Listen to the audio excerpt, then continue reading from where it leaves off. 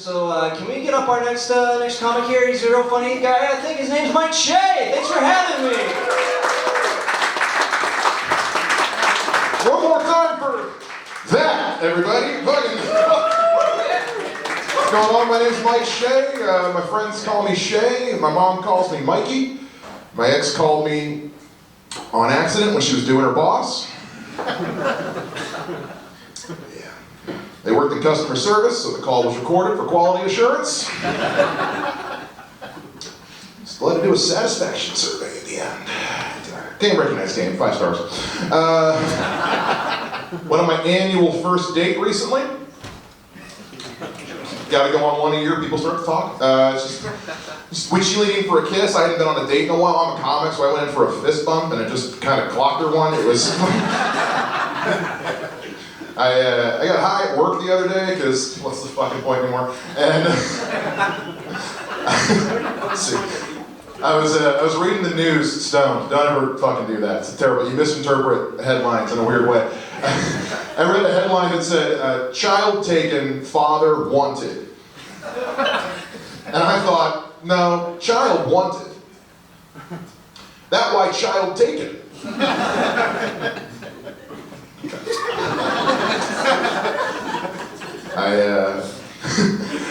Here's the thing. I promise I get stoned and I go on a really weird train of thought. Where are my pot smokers at? Where are my drug dealers? Yeah.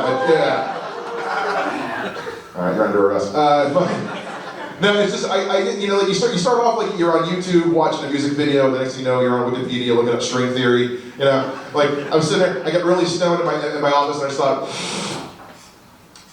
why is Arkansas pronounced like that?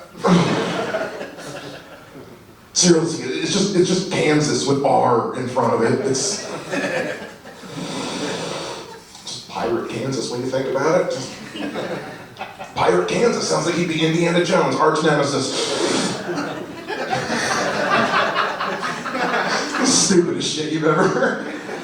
Here's the problem. My mom asked me one time, because I live with my mom, no shit, fuck you. And she said, Mike, are there different kinds of weed? I said, you're not ready for that conversation, Mom. I said, there's 3 different kinds of weed, Mom. There's sativa, that's the weed you smoke when you got shit that you need to do. And then, there's indica, and that's the weed you smoke when you got shit that you need to do that you don't want to fucking do.